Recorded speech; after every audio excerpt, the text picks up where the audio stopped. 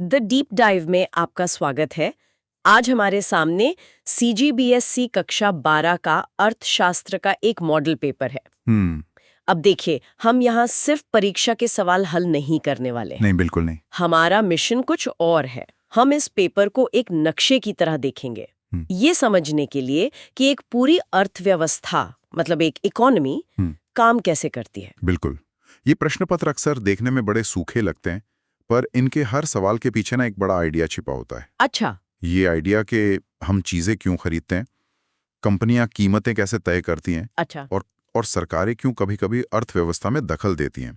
तो आज हम इन सवालों के पीछे की दुनिया को समझने की कोशिश करेंगे। तो चलिए शुरू करते हैं सबसे बुनियादी स्तर से, मतलब हम और आप और हमारे रोज के फैसले। पेपर में एक सवाल है कुल उपयोगिता और सीमांत उपयोगिता के बारे में।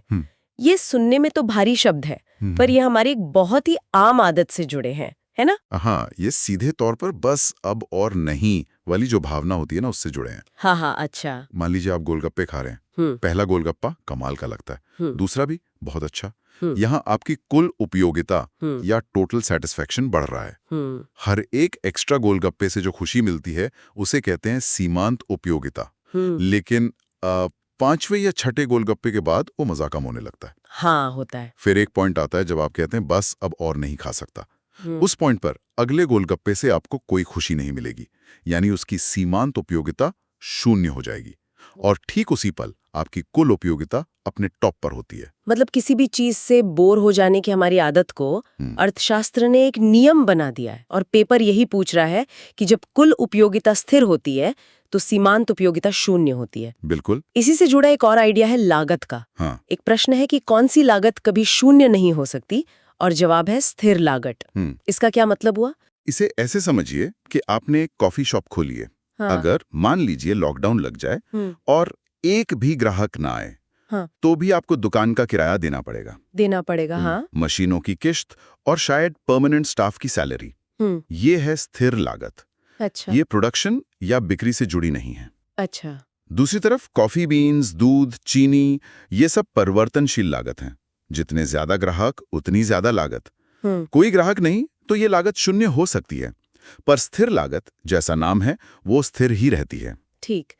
तो हमने ये समझा कि एक ग्राहक कैसे सोचता है और एक दुकानदार के खर्चे क्या हैं। अब इन दोनों को बाजार में एक साथ लाते हैं। यहीं पर बाजार संतुलन का कॉन्सेप्ट आता है, जहां मांग और पूर्ति बराबर हो जाती हैं। क्या ये सिर्फ एक किताबी बात है? नहीं, ये हर रोज हर बाजार में होता है। हमें शायद एहसास नहीं होता। सोचिए, जब कोई नया स्मार्टफोन लॉन्च होता है, हाँ। शुरू में उसकी कीमत बहुत ज्यादा होती है और लोग उसे खरीदने के लिए टूट पड़ते हैं। मांग ज्यादा, पूर्ति कम तरह का डांस है, जहां खरीदार और विक्रेता एक कॉमन कीमत पर पहुंचते हैं। हाँ, तालमेल बिठाकर। और इसी बाजार के एक आदर्श रूप की बात की गई है पेपर में, पूर्ण प्रतियोगिता। इसकी दो विशेषताएं बताई हैं, अनेक क्रेता विक्रेता और समरूप वस्तु। लेकिन क्या असल दुनिया में ऐसा कोई बाजार है? ये तो एक काल्पनिक स्थिति लगती है। हाँ, बिल्कुल सही कह रहे हैं। ये एक थियोरेटिकल मॉडल है, एक आदर्श स्थिति। अच्छा। जैसे फिजिक्स में वैज्ञानिक बिना फ्रिक्शन वाली सतह की कल्पना करते हैं, वैसे ही अर्थशास्त्री पूर्ण प्रतियोगिता की कल्पना करते हैं। असल में शायद ही कोई बाजार ऐसा हो। सब्जी मंडी कुछ हद तक इसके करीब आती है। हाँ, यह अच्छा उदाहरण है। जहां बहुत सारे आलू बेचने वाले हैं और सबके आलू लगभग एक जैसे हैं। कोई एक विक्रेता कीमत पर ज्यादा असर नहीं डाल सकता। इस मॉडल का असली फायदा यह है कि यह हमें एक बेसलाइन देता है। हम इसकी तुलना करके समझ सकते हैं कि दूसरे बाजार जैसे कार या स्मार्टफोन के इतने अलग और जटिल क्यों हैं। तो अब तक हमने व्यक्तिगत स्तर के फैसलों को समझा, लेकिन अब इस तस्वीर को बड़ा करते हैं। एक व्यक्ति के खर्च से निकलकर पूरे देश के खर्च पर आते हैं।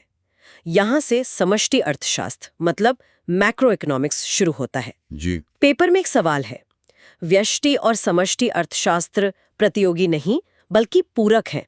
इसे कैसे समझा जाए? ये बहुत ही महत्वपूर्ण पॉइंट है। ये दोनों एक ही सिक्के के दो पहलू हैं। व्यष्टि यानी माइक्रो जंगल में एक पेड़ का अध्ययन है। ठीक है। और समष्टि यानी मैक्रो पूरे जंगल का अध्ययन है। लेकिन आप पूरे जंगल को तब तक नहीं समझ सकते जब तक आपको ये ना पता हो कि पेड़ कैसे काम करते हैं। सही बात है। उदाहरण के लिए, अगर एक परिवार बचत करने का फैसला करता है तो ये एक व्यष्टि निर्णय है। लेकिन जब देश के लाखों परिवार मंदी के डर से एक साथ बचत करना शुरू कर देते हैं तो बाजार में समग्र मांग घट जाती है। और इससे क्या होता है? इससे कंपनियां उत्पादन कम कर देती हैं, लोगों की नौकरियां जाती हैं और पूरी अर्थव्यवस्था सुस्त पड़ जाती है। ये एक समष्टि परिणाम है। तो एक छोटा व्यक्तिगत निर्णय कैसे एक बड़ा राष्ट्रीय मुद्दा बन सकता है, यही इन दोनों का संबंध है। और पूरे देश की सेहत को मापने का एक तरीका है राष्ट्रीय आय। पेपर में इसकी गणना का सवाल भी है, जिसमें मजदूरी, लगान, ब्याज और लाभ को जोड़ा गया है। जब हम इन सब को जोड़कर मान लीजिए 23,000 करोड़ रुपए जैसी कोई संख्या निकालते हैं तो ये हमें क्या बताती है? ये संख्या, जिसे हम जीडीपी या राष्ट्रीय आय कहते हैं, हमें देश की आर्थिक गतिविधि का एक स्नैपशॉट देती है। ये बताती है कि एक साल में देश में कुल कितनी आय पैदा हुई। लेकिन जो बात इस संख्या से ज्यादा दिलचस्प है वो ये है कि ये क्या नहीं बताती।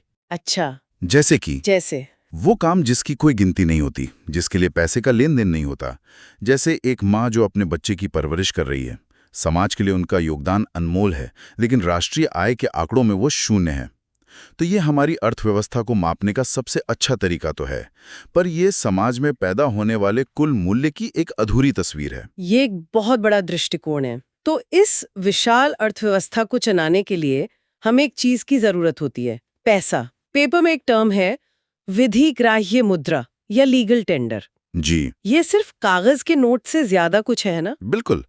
विधिग्राह्य मुद्रा को आप सरकार का एक वादा समझ सकते हैं। ये एक ऐसा IOU है जिसे कोई भी मना नहीं कर सकता। अगर आप अपनी चाय का पैसा किसी कंपनी के शेयर से देना चाहें तो दुकानदार मना कर सकता है। हाँ, बिल्कुल। लेकिन अगर आप 10 रुपए का नोट देते हैं तो कानूनन उसे वो कर्ज चुकाने के लिए स्वीकार करना ही होगा। ये कागज के टुकड़े पर सरकार के भरोसे की मोहर है। और इस भरोसे और पैसे के सिस्टम का रखवाला कौन है? पेपर के मुताबिक भारतीय बैंकिंग प्रणाली का संरक्षक है रिजर्व बैंक ऑफ इंडिया यानी RBI। जी, RBI। उसे बैंकों का बैंक या अर्थव्यवस्था का गार्डियन कहना गलत नहीं होगा। उसके काम क्या है?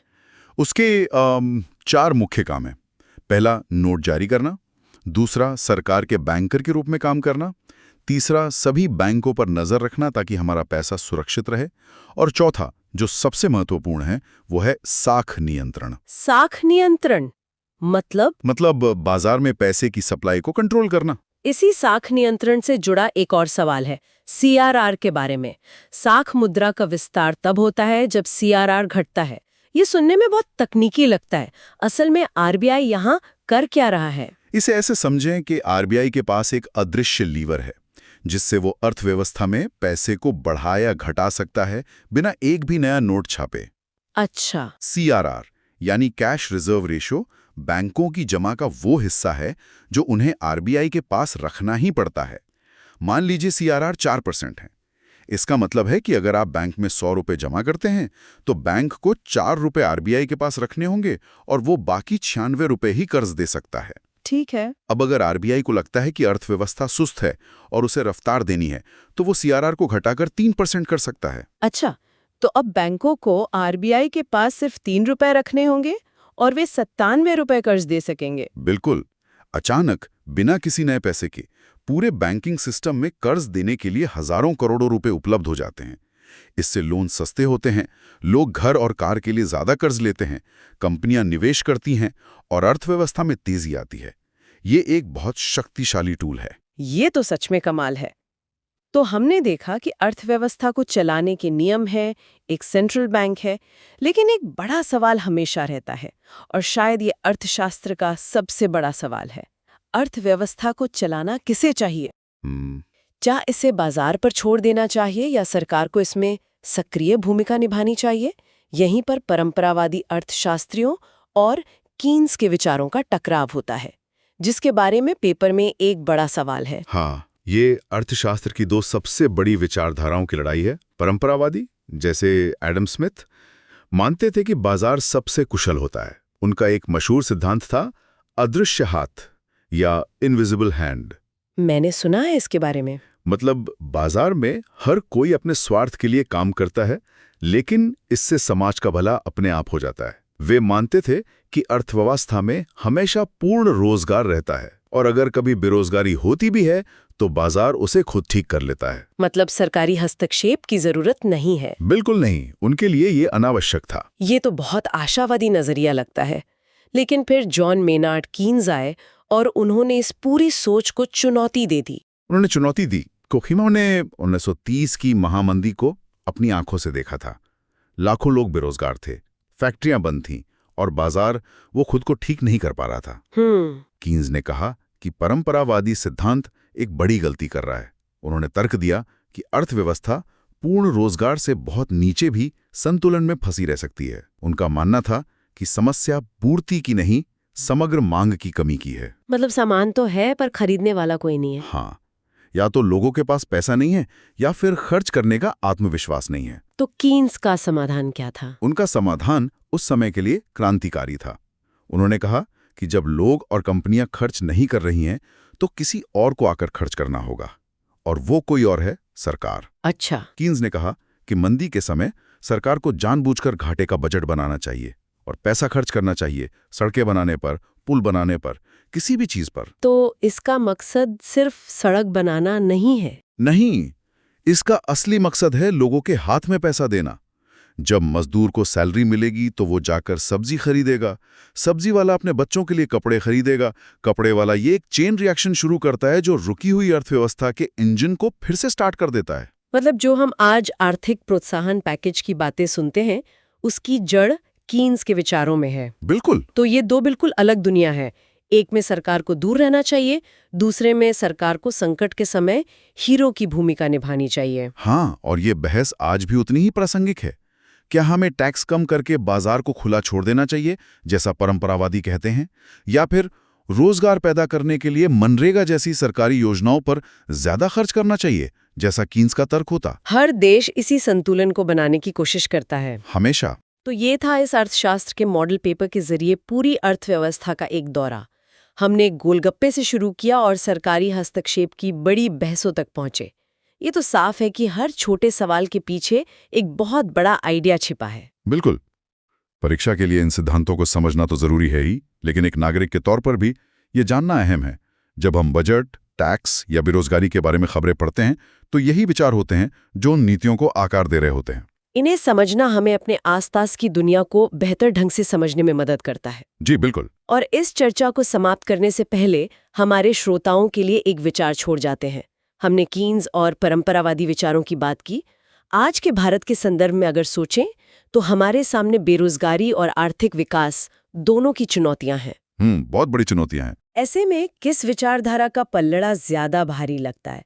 क्या बाजार को और खोलने से समाधान मिलेगा, या फिर रोजगार पैदा करने और स्थिरता लाने के लिए सरकार को और बड़ी भूमिका निभानी होगी?